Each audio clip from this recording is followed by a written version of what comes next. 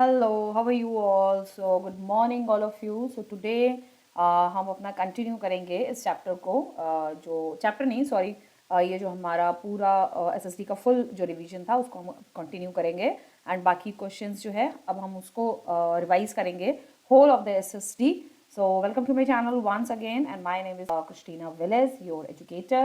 Okay, so as continue करते हुए हम नेक्स्ट क्वेश्चन पे आएंगे and that is are geographic dash are geographically the young and the structurally fold mountains that stretch over northern border of India. ठीक है, तो कौन से ऐसे माउंटेन्स हैं जैसे ऑलरेडी यहाँ पर जो है आंसर जो है टिक किया हुआ है बट स्टिल अरावलीज जो हैं आपको पता है नॉर्थ वेस्टर्न में आते हैं. विंध्यास आपके अरावली के और इस साइड में हम जाएंगे नॉर्थ वेस्टर्न पार्ट के और नीचे जाएंगे वहाँ पर आपके विंध्यास रेंज पड़ते हैं. ठीक है, अरावली नॉर्थ वेस्टर्न साइड में है.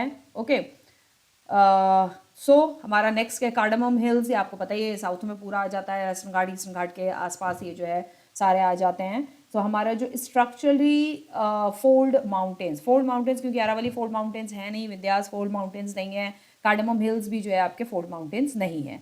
ठीक है, सो हमारा जो आंसर होगा वो होगा हमारा हिमालय. ओके, सो ये हमारा आंसर होगा इस क्वेश्चन का. ये क्वेश्चन वो उनमें से हैं, ये कुछ सेलेक्टेड क्वेश्चंस जो हैं वो हैं जो कि आ सकते हैं. ओके, सो नेक्स्ट क्वेश्चन पे हम जाते हैं. नेक्स्ट क्वेश्चन है हमारा. Next question coming to the next question पे हम आते हैं. Now give two reason as to why. ये क्वेश्चन बहुत ज़्यादा इंपॉर्टेंट है, ये ऑलरेडी मैंने पढ़ाया हुआ है तो इस वजह से यहाँ इस पर लिखा हुआ है. Very very important. So give two reason as to why Indian Ocean was named after India. तो ये क्वेश्चन ज़्यादातर आता है ये. ठीक है, बीइंग अ टीचर किस टाइप के क्वेश्चन बच्चों को दे सकती है उस हिसाब से ये क्वेश्चन जो है हमने यहाँ पर लगाए हैं. ठीक है, so as being a teacher so ये क्वेश्चन बहुत इंपॉर्टेंट है. अक्सर टीचर इस क्वेश्चन को डालती है. ठीक है, सो गिव टू रीजन. दो आपको ऐसे रीजन बताने हैं कि Indian Ocean was named after India. Indian ocean he all over the world एक ऐसा ओशन है जो कि कंट्री के नेम पर जो है यहाँ के ओशन का नाम जो है वो रखा गया है इंडियन ओशन. ठीक है, so the answer is Indian Ocean is named after India due to the following reason. First है इसका reason, no other country has a long coastline on the Indian Ocean as India. तो इतनी लंबी coast line जो है किसी भी country की नहीं है जितनी लंबी कोस्ट लाइन हमारे इंडियन ओशन की है जो इंडिया को कवर करता है, सॉरी इंडिया के सराउंडेड है. ठीक है, तो इंडिया के सराउंडेड हमारा जो इंडियन ओशन है, तो इंडिया ही एक ऐसी कंट्री है जो ज़्यादातर इसका जो इंडियन ओशन है वो जो है लंबी बहुत ही लॉन्ग कोस्ट लाइन है जो इसके चारों तरफ सराउंडेड है. The central location of India, the head of the Indian Ocean has provided India a strategic location of the great significance along the Trans-Indian Ocean route. तो इंडियन ओशन इंडिया को एक ऐसी लोकेशन पर India जो है located है, एक ऐसी लोकेशन पर इंडिया स्थित है, वहाँ पर बना हुआ है जहाँ पर एक मतलब इस तरीके की एक स्टैटिक लोकेशन है इंडिया की कि जिसे कहते हैं strategic location of the great significance along the trans Indian Ocean root.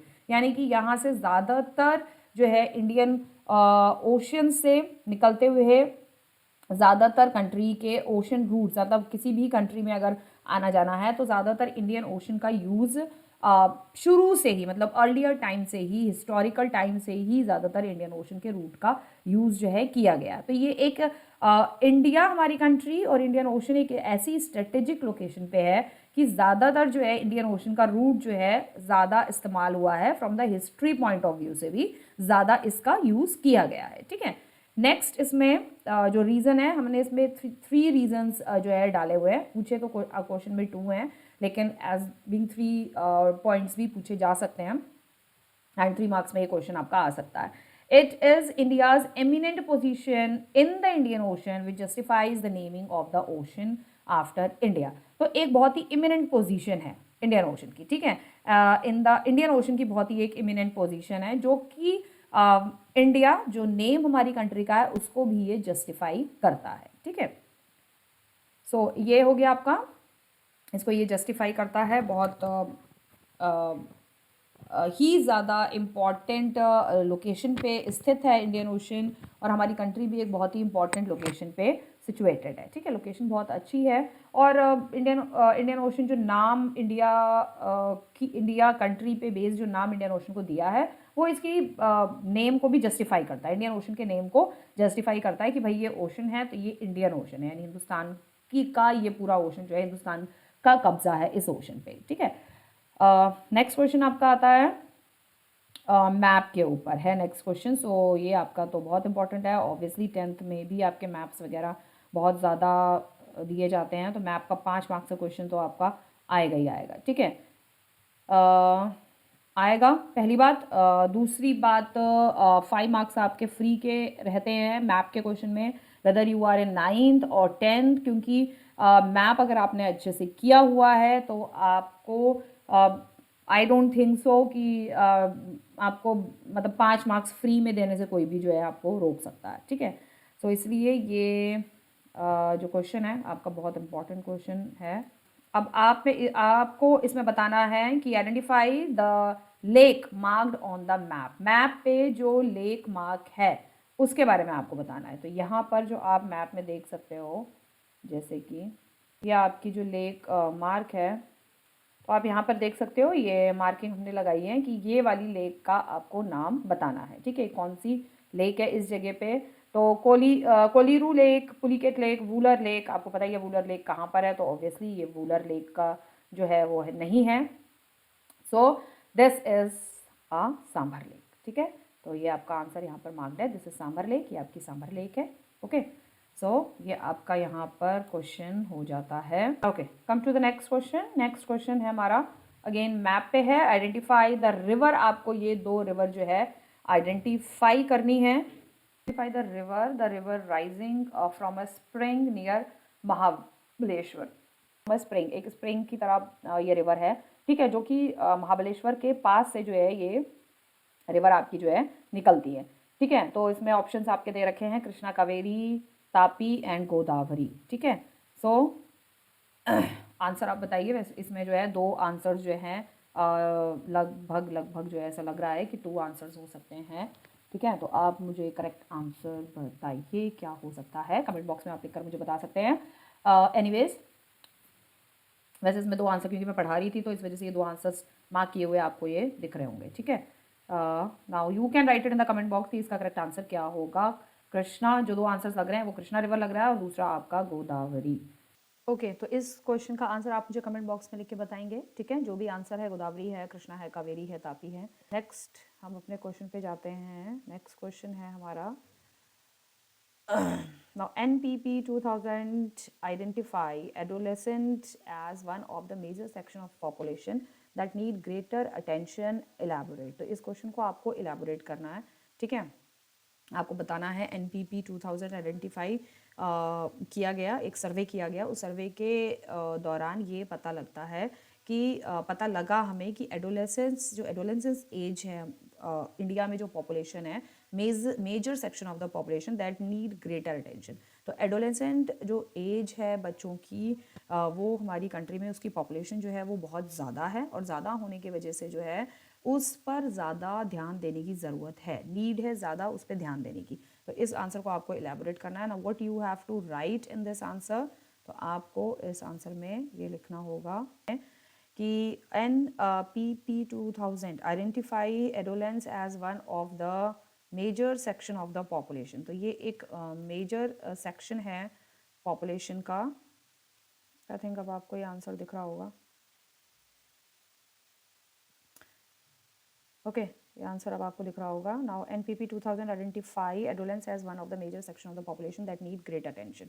तो इसको बहुत ही ग्रेट अटेंशन की ज़रूरत है। इस तरीके के जो एडोलेंसेंस जो एज है, इसको ज़्यादा जो है अटेंशन की ज़रूरत है। ना बिसाइड न्यूट्रिशनल रिक्वायरमेंट्स, मतलब न्यूट्रिशनल रिक्वायरमेंट्स के साथ साथ, मतलब न्यूट्रिशनल रिक्वायरमेंट तो चाहिए ही चाहिए, और दूसरा न्यूट्रिशनल रिक्वायरमेंट के साथ the policy puts greater emphasis on other important needs of the adolescents, including protection from unwanted pregnancies and the sexual transmitted diseases (STDs).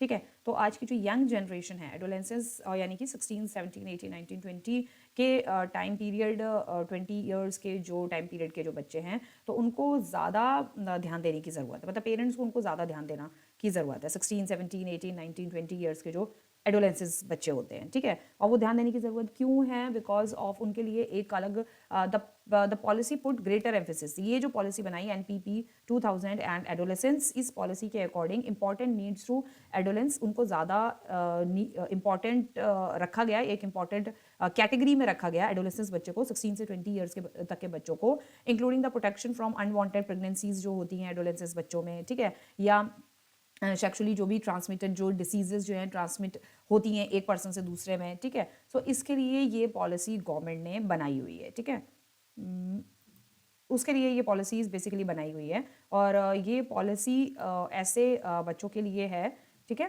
And it called the programmes that aim towards encouraging delayed marriage and child bearing. तो इस programme में जैसे like पहले बाल विवाह like चीज़ें होती थी, तो उसमें मैरिजेस में डिले होने लग गया, ठीक है, कि भाई अब क्योंकि जो अकॉर्डिंग टू द गवर्नमेंट है कि मैरिजेस बच्चों की इतनी जल्दी नहीं की जाएंगी, and child bearing education of adolescence, और बच्चों को जो है एडोलेसेंस के बारे में एजुकेशन दिया जाएगा about the risk of the unprotected sex, making contraceptive services, जो छोटे बच्चों के की शादी कर दी जाती थी 16, 17 गर्ल्स की, और लड़कों की जो बाल विवाह, जैसे आपने कौन सा वो एक सीरियल स्टार्ट हुआ था ना बालिका वधू, उसमें आप लोगों ने ये सारी चीज़ें देखी होंगी कि छोटे बच्चों की जो मैरिजेस कर दी जाती थी, ठीक है, एंड जिसके वजह से अगर जो गर्ल है वो अगर प्रेग्नेंट हुई है और कुछ प्रॉब्लम हो गई है तो उनको मेडिसिन खानी पड़ रही है, ठीक है, सो वो सारी चीज़ें गलत हैं, ठीक है। Contraceptive services accessible and affordable, providing food supplement भी दिया जाता है उनको, nutritional services and strengthening legal measures to prevent child marriage ना करने के लिए, मतलब लोगों को ये समझाया जाएगा कि चाइल्ड मैरिज जो है वो नहीं करनी चाहिए, चाइल्ड मैरिज जो है वो ठीक नहीं होती है, ठीक है, चाइल्ड मैरिज सही नहीं होती है, उसके बहुत ज़्यादा मीन्स गलत जो है परिणाम होते हैं, ठीक है,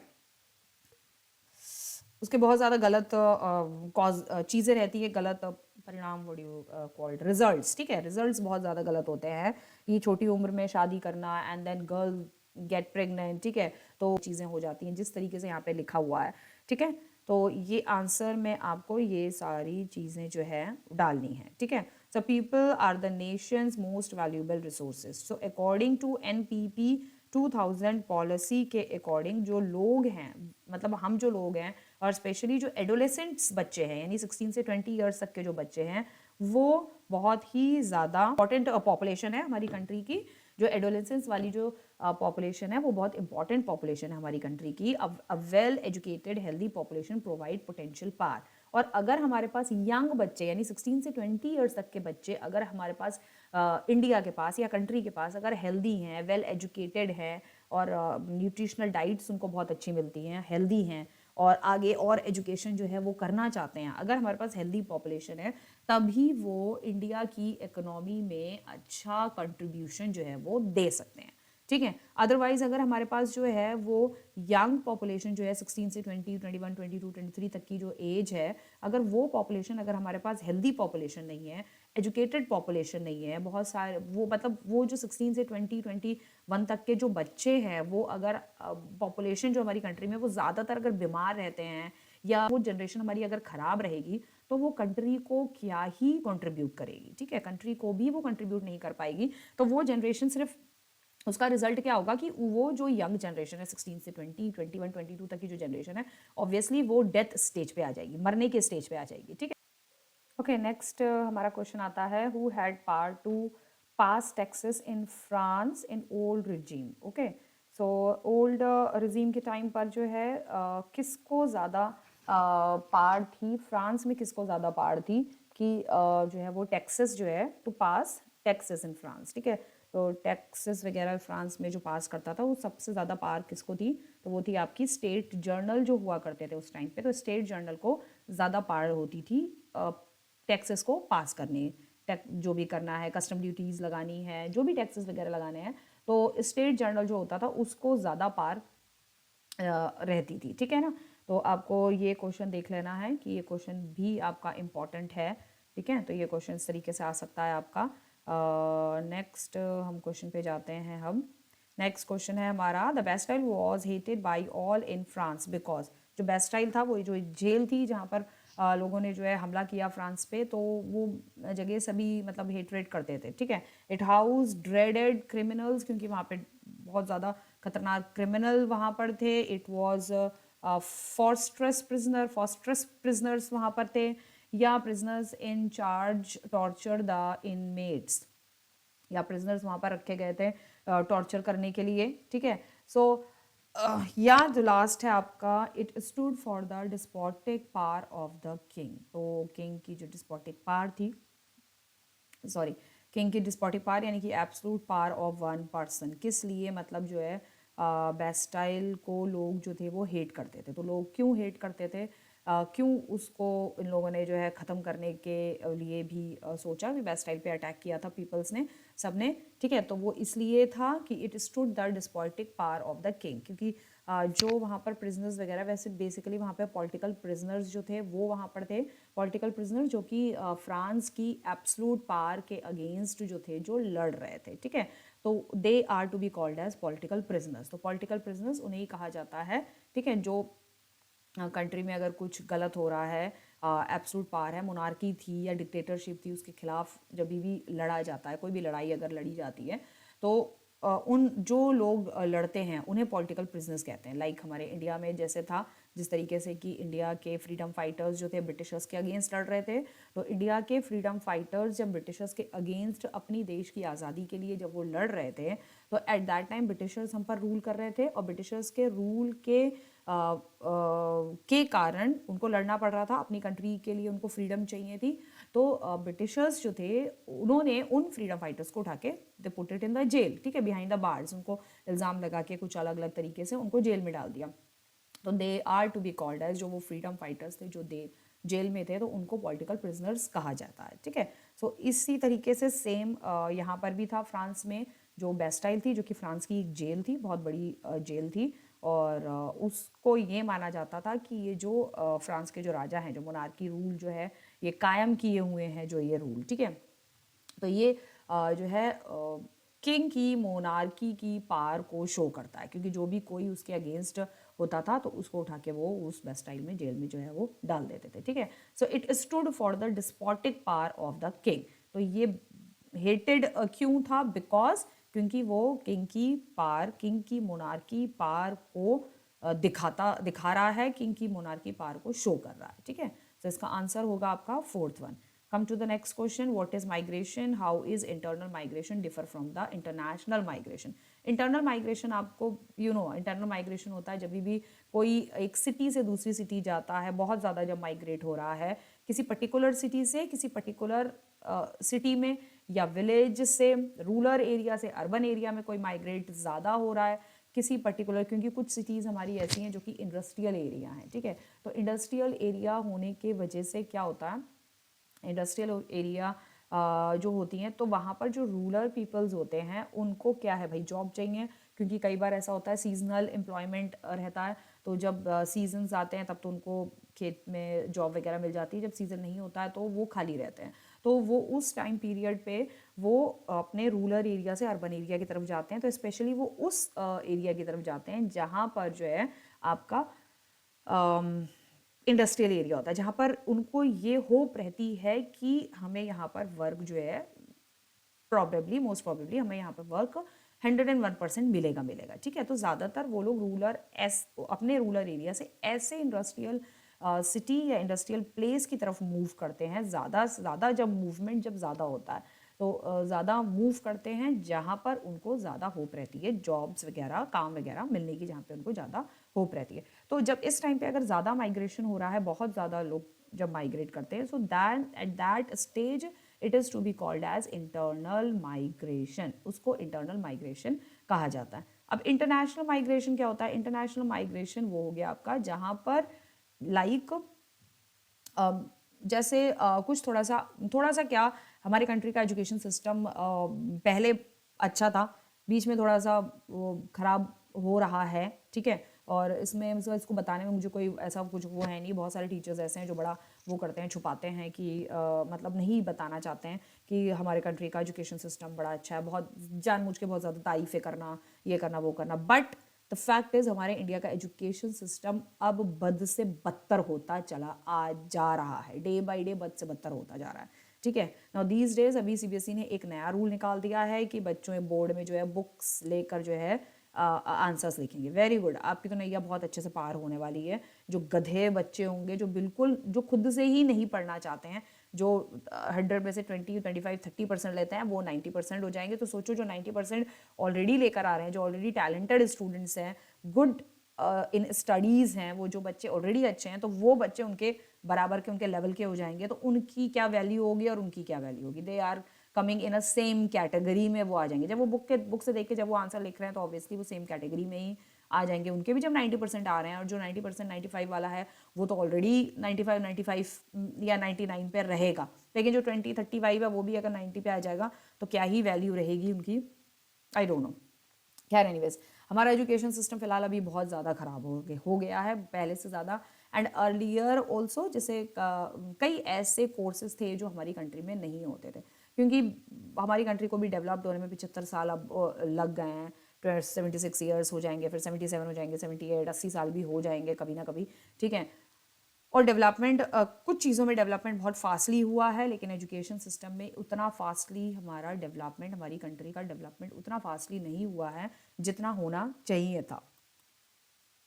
ओके, सो जितना होना चाहिए था, तो इसीलिए जो कई ऐसे हमारी कंट्री से जो बच्चे हैं वो बाहर स्टडी करना बहुत अपने आप को बहुत ज़्यादा वो समझते हैं। और बट ऑब्वियस कि बाहर की कंट्री की जो स्टडीज़ हैं, बाहर की कंट्री का जो एजुकेशन सिस्टम है वो हमारी कंट्री से बहुत बेहतर है, बहुत अच्छा है हमारी कंट्री से, ठीक है, नो डाउट, इसमें कोई डाउट नहीं है। तो they are migrating from our country, India से माइग्रेट करके वो लोग ज़्यादातर बच्चे जो हैं, जब बहुत ज़्यादा बच्चे बाहर पढ़ने जाने लग गए, लाइक अगर हम ये मानते हैं ये हमारी कंट्री इंडिया है, और ज़्यादातर बच्चे जो हैं पढ़ने के लिए जिन कंट्रीज़ को चूज़ करते हैं वो है आप कंट्रीज़ हैं, तो उन कंट्रीज़ में ज़्यादातर बच्चे जो चूज़ करते हैं ये है आपका यूके, ठीक है, कनाडा है, यूके है, और बट ऑब्वियस अमेरिका भी है, ठीक है। तो मैक्सिमम ज़्यादातर यूके ज़्यादा उसमें आता है, ठीक है।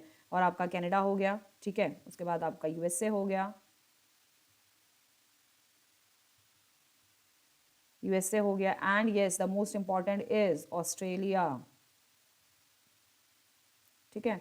सो ऑस्ट्रेलिया भी, ये कुछ बहुत ही ज़्यादा कुछ मतलब ज़्यादा फेमस कंट्रीज़ हैं जो एजुकेशन की उसमें जो है काफ़ी अच्छी हैं, ठीक है। ऑस्ट्रेलिया, यूएस, यूके, कनाडा, ठीक है, नीदरलैंड्स भी बहुत अच्छा है एजुकेशन के मामले में, ठीक है। तो ये कुछ ऐसी कंट्रीज़ है जहाँ पे बच्चे ज़्यादा प्रेफर करते हैं जाने के लिए एजुकेशन को लेकर, ठीक है। तो जब किसी पर्टिकुलर कंट्री मतलब हमारी कंट्री से या किसी और कंट्री से जब पर्टिकुलरली ज़्यादा किसी पर्टिकुलर जैसे यहाँ पर अभी एजुकेशन की बात कर रहे हैं, या हम जॉब्स की बात कर सकते हैं, जॉब्स के लिए भी बहुत ज़्यादातर लोग यहाँ पर, जैसे हमारी कंट्री में एक वो है ना, मुस्लिम ज़्यादातर जॉब फाइंड आउट करने दुबई, यूके, कतार, ये सब प्लेसेस में ज़्यादा जाते हैं, ठीक है। दे प्रेफर टू गो, पैसा कमाना है, so they prefer to go, maximum the country is a sorry Dubai, Qatar, Yemen, ठीक है, दुबई, और ये मतलब ये सारी यूएई, इन सारी प्लेसेस में जॉब करना ज़्यादा प्रेफर करते हैं, ठीक है, या कि भाई मुस्लिम्स ज़्यादातर, और they get easily visa, passport also, ये सारी चीज़ें भी उनको ईजिली मिल जाती हैं, ठीक है। सो इसलिए जो है एक पर्टिकुलर एक भीड़ बनी हुई है, ठीक है, पर्टिकुलर प्लेसेस पे, पर्टिकुलर कंट्री में जो है ये माइग्रेशन हो रहा है। तो जब इस ऐसे जब माइग्रेशंस होते हैं, इस तरीके के जब माइग्रेशन हो रहे हैं, लाइक अगर ये जो है हमारा एजुकेशन को लेकर अगर ये माइग्रेशन हो रहा है, तो कुछ लोग जो हैं जॉब को लेकर ज़्यादा माइग्रेट करते हैं, ठीक है। तो कुछ लोग आपके जॉब को लेके ज़्यादा माइग्रेशन करते हैं। तो ये जब माइग्रेशन बाहर हो रहा है, इंडिया से बाहर कहीं माइग्रेशन हो रहा है, ज़्यादा हो रहा है, बहुत ज़्यादा जब माइग्रेशन होता है तो उसे कहा जाता है आपका इंटरनेशनल माइग्रेशन, ठीक है। तो ये होता है आपका इंटरनेशनल माइग्रेशन। तो इंटरनल माइग्रेशन मैंने आपको बता दिया, वो भी एजुकेशन के लिए भी हो सकता है, जॉब्स के लिए भी हो सकता है, और भी बहुत सारी चीज़ों के लिए हो सकता है, ठीक है। और इंटरनेशनल माइग्रेशन, ये भी आपका जॉब हो गया, एजुकेशन हो गया, इंडस्ट्री सेटअप हो गया, बिजनेस हो गया, कुछ ऐसे बिजनेस है जो बाहर बहुत अच्छे वर्क करते हैं, तो इन सब के लिए तो migration is the movement of the people across region and territories. Normal जो माइग्रेशन कहा जो होता है, नॉर्मल माइग्रेशन क्या होता है कि माइग्रेशन पीपल्स का मूवमेंट पूरे अक्रॉस द रीजन या अक्रॉस हमारी टेरिटरी के अंदर, लोग इधर से उधर, इधर से वहाँ, वहाँ जो जा रहे हैं वो migration. Migration can be internal with in the country हो गया, इंटरनेशनल बिटवीन द कंट्रीज, ठीक है। सो माइग्रेशन जो विद इन द कंट्री होता है, एक पॉइंट इसमें ये है जैसे कि यहाँ पर लिखा हुआ है, उसमें नो चेंज इन पॉपुलेशन, ठीक है, पॉपुलेशन में कोई चेंजेस नहीं होगा। लेकिन जब बिटवीन द कंट्रीज, दो कंट्रीज के बीच में ऑब्वियसली जब पॉपुलेशन हमारी पॉपुलेशन जब दूसरी कंट्री में अगर जा रही है, ठीक है, इंडिया की पॉपुलेशन अगर यूके जा रही है, ठीक है, मान लीजिए फॉर एग्जांपल 1 लाख पॉपुलेशन जो है वो जाती है, मतलब थाउजेंड्स ऑफ पीपल्स में तो जाते ही हैं, बच्चे पढ़ने के लिए जाते हैं, ठीक है, लेकिन अगर 1 लाख पॉपुलेशन हमारी यूके अगर जो है पहुंच गई है, ठीक है, तो यूके अगर हमारी 1 लाख पॉपुलेशन गई है, तो यानी कि इंडिया में से हमारे 1 लाख पॉपुलेशन जो है यहाँ माइनस हो गई, और यहीं वो 1 लाख पॉपुलेशन जो है यूके में वो ऐड हो गई, ठीक है। तो यहाँ पर क्या हो रहा है, पॉपुलेशन कम और ज्यादा हो रही है, so that is why it's written over here changes in the population, ठीक है। Next question, when was Soviet Union USSR created, यानी कि यूएसएसआर सोवियत यूनियन यानी कि United State of Soviet Republic कब जो है आपका बना था, कब क्रिएट हुआ था, दैट इज 30 दिसंबर 1922। यहाँ पर आंसर ऑलरेडी मार्क है, सॉरी आंसर ऑलरेडी मार्क है, तो आप ये आंसर लिख लीजिएगा, याद कर लीजिएगा, ये क्वेश्चन जो है आपका आ सकता है, ठीक है। सो 30 दिसंबर 1922 को आपका जो है वो यूएसएसआर का गठन हुआ था, यूएसएसआर बना था, ठीक है। Come to the next question, during 1918 and 1919 who control most of the Russian empire, तो ज़्यादातर रशियन अंपायर को जो है कौन कंट्रोल करता था 1918 में और 1919 में, रशियन अंपायर को कौन कंट्रोल करता था, ठीक है। तो रशियन अंपायर को आपको ज़्यादातर जो कंट्रोल करने वाले थे, the greens that is socialist revolutionaries and the whites यानी कि प्रो तजारिस्ट, वाइट्स जो थे जो कि प्रो तजारिस्ट थे, ठीक है, और ग्रीन्स जो थे वो सोशलिस्ट रेवोल्यूशनरी थे, यानी कि वो सोसाइटी को सोशलिज्म बनाना चाहते थे, कंट्री में सोशलिज्म को लेकर आना चाहते थे, तो सोशलिज्म इस्टेब्लिश करना चाहते थे, तो जो सोशलिज्म को सपोर्ट कर रहा था यानी कि वो सोशलिस्ट रेवोल्यूशनरी हो जाएगा आपका, ठीक है। और प्रो तजारिस्ट जो वाइट्स जो थे वो प्रो तजारिस्ट थे, ठीक है। सो बोथ ऑफ दीज, तो एट दैट टाइम 1918 में और 1919 में ये दोनों ही जो थे वो रशियन अंपायर को कंट्रोल करे हुए थे, ठीक। नेक्स्ट क्वेश्चन पे हम आते हैं, how were Menshevik different from Bolshevik, तो मेंशेविक जो है वो बोल्शेविक से जो है वो किस तरीके से डिफरेंट है। मेंशेविक बोल्शेविक मैंने आपको चैप्टर में भी जब स्टडी कराया था, चैप्टर जब मैंने पढ़ाया था वो मैंने आपको ब्लैक बोर्ड पर पढ़ाया था, तो उसमें भी आपने जो है देखा होगा कि मेंशेविक और बोल्शेविक जो है वो किस तरीके से एक दूसरे से जो है वो अलग हैं, ठीक है। सो आंसर इसका यहाँ पर आता है बोल्शेविक के बारे में, कि बोल्शेविक और मेंशेविक के बारे में, बोल्शेविक और मेंशेविक्स में क्या डिफरेंसेस थे, ठीक है।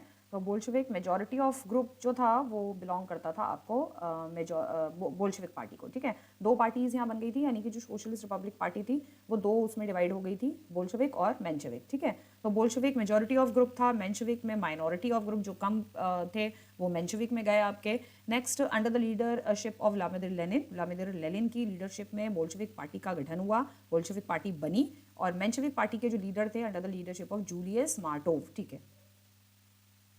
अच्छा, कुछ बुक्स में नहीं, इवन बहुत सारी प्लेसेस पे मैंने देखा है, दैट इज़ मेंशेविक के जो लीडर हैं वो उन्होंने अलेक्जेंडर केरेंस्काई भी बताए हुए हैं, और अलेक्जेंडर केरेंस्काई को भी बताया है, इवन मैंने कई जगह गूगल सर्च भी किया, कोई बुक्स वगैरह में भी पढ़ा, अलेक्जेंडर केरेंस्काई और जूलियस मार्टोव दोनों को ही बताया गया है कि लीडर थे मेंशेविक के। फिलहाल अब आई डोंट नो करेक्ट क्या है, because NCERT, because I don't believe in NCERT also, no doubt कि ये सारे क्वेश्चन एनसीईआरटी से ही बनाए हैं, एनसीईआरटी से ही पढ़ाया जाता है, लेकिन अकॉर्डिंग टू माय व्यू, क्योंकि एनसीईआरटी कई जगहों पर और कई सालों तक एनसीईआरटी अपडेट नहीं हुई है, ठीक है। सो मैं कैसे ये मान लूँ कि एनसीईआरटी में भी जो लिखा है वो करेक्ट है, क्या कहीं से क्या प्रूफ मिला है, या रशिया से कहीं से प्रूफ लेकर आए हैं कि हाँ मेंशेविक के जो लीडर है वो जूलियस मार्टोव है, क्योंकि जूलियस मार्टोव आज तक हमने तो पढ़ा नहीं है, हमने तो अलेक्जेंडर केरेंस्काई मेंशेविक पार्टी के लीडर। फिलहाल आपकी एनसीईआरटी में अगर जूलियस मार्टोव लिखा तो यू कैन राइट दैट। और बाकी मैंने अपनी तरफ से जो रिसर्च करी है उसमें मैंने जूलियस मार्टोव का नाम नहीं है। गूगल पे जो है वो दोनों ही नाम आ रहे हैं। अलेक्जेंडर केरेंस्काई को भी सोशलिस्ट डेमोक्रेटिक यानी कि मेंशेविक का लीडर बताया जा रहा है, इधर जूलियस मार्टोव को भी बताया जा रहा है। अब करेक्ट क्या है क्या नहीं है वो तो रशिया जाके पता चलेगा कि भैया रशिया जाओ, वहाँ से भाई पता करके आओ कि करेक्ट आंसर जो है इसका क्या है। और इधर के एनसीईआरटी के साथ मैं कुछ और भी बुक्स को ज़रूर रेफ़र करती हूँ और यहाँ वहाँ से भी रिसर्च करती हूँ। नेक्स्ट हम देखते हैं बोल्शेविक क्या मानते थे, उनका जो जो थिंकिंग थी वो क्या थी। उनकी थिंकिंग थी favoured our discipline party command to control the members and the quality of its members. वो क्या करते थे कि पार्टी पे कमांड होना चाहिए, डिसिप्लिन होनी चाहिए। पार्टी को फेवर करते थे कि पार्टी डिसिप्लिन होनी चाहिए, ठीक है। डिसिप्लिन के साथ साथ पार्टी की क्वालिटी अच्छी होनी चाहिए। जो भी मेंबर्स हैं पार्टी में वो क्वालिटी मेंबर्स होने चाहिए। ऐसे नहीं है कि मतलब किसी को भी डाल लिया, किसी को भी पार्टी में शामिल कर लिया, इस तरीके मतलब किसी को भी घुसा लिया कि आ जाओ भाई पार्टी में, आ जाओ भाई, ताकि हमारी पार्टी की जो नंबर्स ऑफ मेंबर हैं वो बढ़े। ऐसा उनको नहीं पसंद था, ठीक है। So quality of its member वो जो है ज़्यादा पसंद करते थे कि क्वालिटी होनी चाहिए। मेंबर्स जितने भी हैं, चाहे वो 10 हैं, 5 है, 40 है, 50 है, 100 है, लेकिन मेंबर्स की जो है वो क्वालिटी होनी चाहिए, ठीक है। मेंबर्स में क्वालिटी होनी चाहिए, डिसिप्लिन होना चाहिए और कमांड होनी चाहिए। ओके, सो यहाँ ही जो मेंशेविक में था वो जो था believed in a gradual change and establishment of parliamentary form of government. तो ये चाहते थे कि चेंजेस होते रहने चाहिए पार्टी में, एक ग्रेजुअल चेंज होने चाहिए, stable establishment of parliamentary form of government. Government जो है वो पार्लियामेंट्री फॉर्म ऑफ होनी चाहिए, इस्टेब्लिशमेंट करना चाहिए एक stable parliamentary form of government का। पार्लियामेंट्री फॉर्म ऑफ गवर्नमेंट हो, स्टेबल हो, ठीक है, लेकिन पार्लियामेंट्री फॉर्म ऑफ गवर्नमेंट हो, प्रॉपर पार्लियामेंट हो, वोटिंग हो, अलग अलग जो भी जिनको डिपार्टमेंट्स मिलने चाहिए वो होने चाहिए सारे, ठीक है। Liberal and was open to all. अच्छा, मेंशेविक पार्टी में क्या था कि वो सबके लिए उन्होंने ओपन करा था, जो भी पार्टी को ज्वाइन करना चाहता है, जो मेंशेविक के मेंशेविक की जो थिंकिंग से जो है अगर वो एग्री करता है, अगर उनकी थिंकिंग से, उनके व्यूज़ से अगर वो एग्री करता है तो वो पार्टी में शामिल हो सकता है। ओपन फॉर ऑल था, पार्टी में आ सकता है। लिबरल है, मतलब ये नहीं कि ना वो कंजर्वेटिव नहीं है कि नहीं भाई कुछ, जैसे मैं बोल्शेविक थे, ठीक है, कि कुछ ही लिमिटेड होने चाहिए। जैसे अभी हमने बताया कि वो बहुत क्वालिटी ऑफ मेंस पे बहुत वो ध्यान देते थे कि क्वालिटी होनी चाहिए, ठीक है ना, मेंस की क्वालिटी होनी चाहिए, पार्टी होनी चाहिए, पार्टी में लिमिटेड पार्टी मेंबर्स होने चाहिए, लेकिन वो क्वालिटी वाले मेंबर्स होने चाहिए, उनके में क्वालिटी होनी चाहिए, ठीक है। सो नेक्स्ट हम देखेंगे, नेक्स्ट इसमें क्या है। Wanted to transform Russian society through force if necessary. Bolshevik जो थे वो ये चाहते थे कि हम पार्टी को ट्रांसफॉर्म करें। कैसे ट्रांसफॉर्म करें? तो ट्रांसफॉर्म वो ऐसे हो सकती है कि हम पार्टी को एक फोर्सफुली हम जो है, अगर हमें ज़रूरत पड़ी तो हम फोर्सफुली भी रशियन सोसाइटी को चेंज कर सकते हैं। मतलब ये पार्टी अपने दिमाग में ये थिंकिंग रखती थी कि wanted to transform Russian society through force if necessary. अगर ज़रूरत पड़ी तो जो है फोर्सफुली भी रशियन सोसाइटी को चेंज किया जा सकता है, फोर्सफुली अगर ज़रूरत पड़ी तो। अभी यहाँ मेंशेविक क्या कहते हैं? मेंशेविक कहते हैं wanted to transform the society through education and reform among workers. ये रशियन सोसाइटी को तो चेंज करना चाहते थे, लेकिन रशियन सोसाइटी को कैसे चेंज करना चाहते थे? थ्रू एजुकेशन के थ्रू, ठीक है, लोगों को एजुकेट करके, लोगों को बता के आपकी सोसाइटी के लिए क्या अच्छा है। ज़्यादातर जो पीपल्स है उनको स्टडी प्रोवाइड कराना, उनको एजुकेशन प्रोवाइड कराना, उन्हें बताना सोसाइटी के लिए क्या अच्छा है क्या बुरा है, ये सारी चीज़ें प्रोवाइड कराना, ठीक है, एजुकेशन के through. And reform among workers, और वर्कर्स को भी ये बताना कि अगर आप इस तरीके से वर्क करेंगे तो हमारी कंट्री के लिए क्या अच्छा रहेगा, अगर आप इस तरीके से वर्क करेंगे तो क्या अच्छा रहेगा, ठीक है। तो वो सोसाइटी को, रशियन सोसाइटी को इस वे में वो चेंज करना चाहते थे। वो इस तरीके से चेंज नहीं करना चाहते फोर्सफुली चेंज करें। अगर ज़रूरत पड़ी, जैसे बोल्शेविक थे कि ज़रूरत पड़ी तो हम फोर्सफुली भी जो है सोसाइटी को हम चेंज करेंगे, ठीक है। तो वो इस तरीके से नहीं चाहते थे। सो ये हो गया आपका मेंशेविक और बोल्शेविक में डिफरेंसेस। अब चलते हैं हम अपने नेक्स्ट क्वेश्चन की तरफ। Explain the distinct feature of the Himalayan mountain. तो हिमालयन माउंटेन के डिस्टिंक्ट फीचर्स क्या हैं, ये आपको इस क्वेश्चन में बताने हैं। जो प्रीवियस वाला क्वेश्चन है, क्योंकि इसमें 3 या 4 पॉइंट्स दिए हुए हैं, 1 2 3 4 5 पॉइंट्स है, 5 मार्क्स में आपका ये क्वेश्चन जो है ये आ सकता है, ठीक है। ये क्वेश्चन आपका 5 मार्क्स में आ सकता है। ठीक है। इससे पहले वाला क्या क्वेश्चन था? ये तो आपका MCQ है, ये तो 1 मार्क्स में आएंगे। मैप आपका 1 मार्क्स का आएगा। जो लॉन्ग क्वेश्चंस हैं, माइग्रेशन वाला क्वेश्चन है, ये आपका 2 मार्क्स में क्वेश्चन आ सकता है, क्योंकि आपको सिर्फ इतना ही बताना है। फर्स्ट आपका ये हो गया, सेकंड आपका जो है ये हो गया। तो 2 मार्क्स में ये क्वेश्चन आएगा, तो आपको उतना ही लिखना है जितना पूछा गया है। जितने मार्क्स का क्वेश्चन है उतने में ही आपको लिखना है। आपको ज़्यादा बिना वजह आपको इसको ब्रीफ करने की, मतलब एक लाइन में लेके छोड़ देने या ज़बरदस्ती एक्सप्लेन करने की आपको इसको कोई भी ज़रूरत इसको नहीं है। ठीक है। नेक्स्ट क्वेश्चन है हमारा बोल्शेविक, आपका ये 5 मार्क्स का क्वेश्चन आएगा। नेक्स्ट आता है explain the distinct feature of the Himalayan mountain. तो हिमालयन माउंटेन के आपके जो डिस्टिंक्ट फीचर्स हैं उनके बारे में आपको बताना है यहाँ पे। तो ये भी आपका 5 मार्क्स का क्वेश्चन आएगा, क्योंकि इसमें भी हमने 5 पॉइंट्स दिए, 1 2 3 4 5। तो ये क्वेश्चन आपका 5 मार्क्स में ज़रूर आएगा, और ये भी ज्योग्राफी का बहुत ही इंपॉर्टेंट क्वेश्चन है। तो Himalayan mountain are geologically young. Geological geography point of view से अगर हम देखें, ज्योग्राफिकल, क्योंकि you know I am a geography teacher specially, so geographical point of view से जाए तो हिमालयन माउंटेन सबसे बाद में बना हुआ माउंटेन है। बाद का मतलब ये नहीं है कि 3-4 साल पहले, 10 साल पहले, 50 साल पहले, 100 साल पहले, 200 साल भी नहीं, 300 साल भी नहीं, मिलियन ऑफ ईयर्स पहले बना है। लेकिन सबसे लास्ट में अर्थ जब बनी है, अर्थ के बनने के मतलब पॉपुलेशन वगैरह हो गई है, लोगों ने रहना शुरू कर दिया है, कुछ आबादी हो गई है, अर्थ पूरी कंस्ट्रक्ट हुई है। अब 2 तरीके से कंस्ट्रक्शन होता है। एक साइंटिफिक वे में कहते हैं कि अर्थ इस तरीके से बनी है, ठीक है। और अगर हम स्पिरिचुअलिटी वे में हम देखते हैं तो हम देखते हैं कि अर्थ गॉड ने बनाई है, ठीक है। तो दोनों ही वे में जब अर्थ पूरी कंस्ट्रक्ट हो गई, पूरी बन गई, तो सबसे लास्ट में, जब अर्थ के बनने के सबसे लास्ट में जो कंस्ट्रक्शन चलता रहा वो हिमालयन माउंटेन रेंज का कंस्ट्रक्शन लास्ट तक चलता रहा। तब तक ह्यूमंस नहीं थे, अर्थ पे ह्यूमंस नहीं थे। उसके बाद फिर ह्यूमंस का इवोल्यूशन हुआ, या जो भी आपकी इवोल्यूशन थ्योरी है, व्हाटएवर, ठीक है। And structurally fold mountain, structurally ये एक फोल्ड माउंटेन है, फोल्डेड प्रक्रिया से बने हैं। जैसे कि आपको मालूम है कितने प्रकार के माउंटेन्स होते हैं, ब्लॉक माउंटेन्स होते हैं, फोल्ड माउंटेन्स होते हैं, ठीक है, वॉल्केनिक माउंटेन होते हैं, ठीक है। उनमें सारे टाइप्स के माउंटेन्स में से ये फोल्ड माउंटेन है। These are found along north border of India.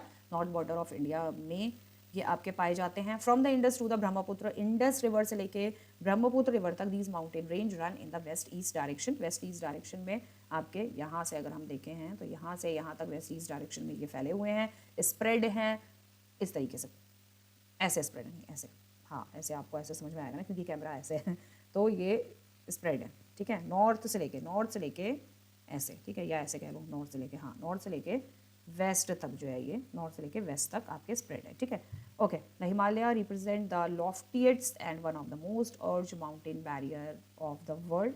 तो हिमालय सबसे ज़्यादा लॉफ्टिएस्ट माउंटेन है और मोस्ट रज mountain barrier of the world, बहुत ही रज्ड है, उबड़ खाबड़ जिसे कहते हैं, ठीक है, बहुत ही ज़्यादा रज्ड हिमालयन माउंटेन है ये, बहुत ज़्यादा उबड़ खाबड़ है आपके हिमालयन माउंटेन, ओके, वर्ल्ड के, ठीक है। और माउंटेन बैरियर्स हैं ये, क्योंकि बैरियर इनको इसलिए कहा है क्योंकि जो आपकी नॉर्थ से जो आपकी विंटर्स कोल्ड विंड्स जो आती हैं चाइना के साइड से, साउथ ईस्ट चाइना से जो कोल्ड विंड्स आती है, उन बहुत ही ज़्यादा कोल्ड विंड्स को जो है हिमालयन माउंटेन रेंज जो है हमारा वो रोकता है। ऐसे आपको समझ में आएगा, टोइंग ऐसे, हाँ हिमालयन माउंटेन रेंज, ठीक है ना। तो हिमालयन माउंटेन रेंज जो है वो होता है, और आप स्क्रीन पे देख लो यहाँ पर, ठीक है। तो हिमालयन माउंटेन रेंज जो है यहाँ से जो आपकी साउथ ईस्ट चाइना से यहाँ से जो आपकी बहुत ज़्यादा कोल्ड विंड्स जो आती हैं, उनको ये हिमालयन माउंटेन रेंज जो है वो एज अ बैरियर जो है इनको रोक कर रखते हैं, ठीक है, बैरियर का काम करते हैं। तो इसीलिए that is why it is to be called the most rugged mountain barriers of the world. World के सबसे अच्छे बैरियर्स, माउंटेन बैरियर्स ये माने जाते हैं। So they are, next is they are in shape of arc, ये arc की shape में, ये आप देख सकते हो यहाँ पर, ये आर्क की शेप में आ रहा है ना, इस तरीके से है ये माउंटेन, ठीक है, इस तरीके से हमारे माउंटेन आते हैं ऐसे, ठीक है। और ये ईस्ट तक ऐसे, असम ऐसे ऐसे ऐसे ऐसे, ठीक है, ऐसे ऐसे इस तरीके से ही जाते हैं ना, ऐसे ही जाते हैं, ठीक है, सूल सा बन जाता है। नॉर्थ ईस्ट जितनी भी हमारी नॉर्थ ईस्ट स्टेट्स हैं, ठीक है, तो ये एक आर्क बनाता है, एक आर्क शेप बनाता है, ठीक है। That is why it is written over here कि ये एक आर्क का शेप बनाता है यहाँ तक, ठीक है। It cover a distance of about 2400 kilometre, और ये कवर करता है डिस्टेंस आपका 2400 किलोमीटर का, नॉर्थ से लेके ईस्ट तक 2400 किलोमीटर का पूरा लैंड, पूरा एरिया जो है वो कवर करता है। So eastern half of these mountain have more altitudinal variation than those of the western half. तो ईस्टर्न हाफ जो है इस माउंटेन का, यानी कि ईस्टर्न हाफ इधर वाला जो पार्ट है, यहाँ पर लैटिट्यूडनल वेरिएशन जो है ज़्यादा है, ऊंचाई नीचाई जो है वो कम है, उसमें वेरिएशन है ऊंचाई नीचाई में, ठीक है। इन कंपैरिजन टू, जो कंपैरिजन में जो बताया है, than those in the western half. Western half वाला जो है, यहाँ पर जो है कुछ माउंटेन्स हैं, यहाँ पर भी हैं आपके कुछ हिमालयन माउंटेन्स, थोड़े थोड़े पार्ट्स में हैं, तो उसके अकॉर्डिंग अगर हम ईस्ट से कह लें, और ये नॉर्थ हो गया, और ईस्ट में अगर हम जाएंगे तो यहाँ पर जो माउंटेन्स आपके होते हैं हिमालयन माउंटेन्स के, जो यहाँ पर पड़ेंगे, अगर हम इस पोर्शन को सिर्फ हम देखेंगे, इतने पोर्शन को अगर हम देखेंगे हिमालयन माउंटेन का, तो ये ईस्ट हो जाएगा आपका, बहुत ज़्यादा एक्सट्रीम ईस्ट हो जाएगा, और इधर वेस्ट होगा। तो ईस्ट से ये अगर आपका हिमालयन माउंटेन है,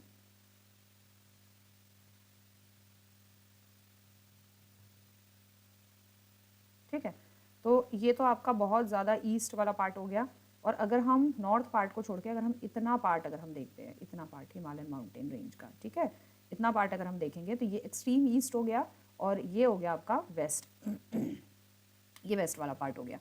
तो eastern half of these mountain, तो ईस्टर्न हाफ जो है ये वाला है, ठीक है, तो ईस्टर्न हाफ जो है इस माउंटेन का हैव मोर एटीट्यूडनल वेरिएशन। यहाँ पे ऊंचाई नीचाई में बहुत ज़्यादा एटीट्यूड वेरिएशन है, एटीट्यूड में काफ़ी वेरिएशन है, ठीक है, and than those of the western. तो यहाँ पर जो माउंटेन्स लाइज करते हैं उनके अकॉर्डिंग यहाँ पर ज़्यादा वेरिएशन है, ज़्यादा ऊंचाई नीचाई में ज़्यादा वेरिएशन है, ठीक है। सो ये क्वेश्चन यहाँ पे हमारा थोड़ा सा गलत हो गया था, तो इसलिए हमने इसको काट दिया था।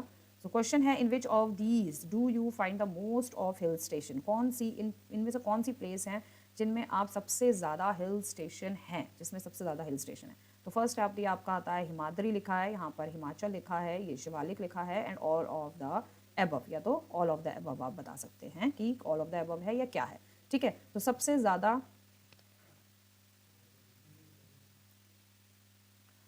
ज़्यादा जो है हिल स्टेशन कहाँ पर हैं आपके, यहाँ पे ये पूछा गया है आंसर में कि सबसे ज़्यादा हिल स्टेशन आपके कहाँ पर है। तो सबसे ज़्यादा जो हिल स्टेशन है वो है आपके हिमाचल में, ठीक है। तो हिमाचल एक ऐसी प्लेस है जहाँ पे सबसे ज़्यादा आपके हिल स्टेशन पाए जाते हैं, ठीक है। ऑब्वियसली हिमाचल में ज़्यादातर आपके हिल स्टेशन हिमाचल में ही है। हिमाचल इज़ द प्लेस जहाँ पर आपके सबसे ज़्यादा हिल स्टेशन है, ठीक है। सो कंटिन्यू करेंगे हम, फिर इसके बाद बाकी के हम अपने सारे क्वेश्चंस करेंगे। So next we will continue तक आप इसके आंसर्स, कितने आंसर्स और क्वेश्चंस, काफ़ी आंसर्स और क्वेश्चंस हो चुके हैं, मैंने नंबर्स नहीं डाले हैं फिलहाल इसमें। So next we will continue in our next video with all these questions, ठीक है। तो आप इन क्वेश्चंस को जो है लिख लीजिएगा, या कहीं पे आप नोट डाउन कर लीजिएगा, और इधर आप इस पीडीएफ से भी आप लिख सकते हो। पीडीएफ जो है वो इस वीडियो के साथ आपको दिखेगी, आप पॉज करके, वीडियो को पॉज करके जो है आप इससे पीडीएफ से ये आंसर्स जो है लिख सकते हैं। And it's a very important questions, और इसमें से आपके क्वेश्चंस आएंगे ही आएंगे। So we will meet in our next video, till then take care and bye.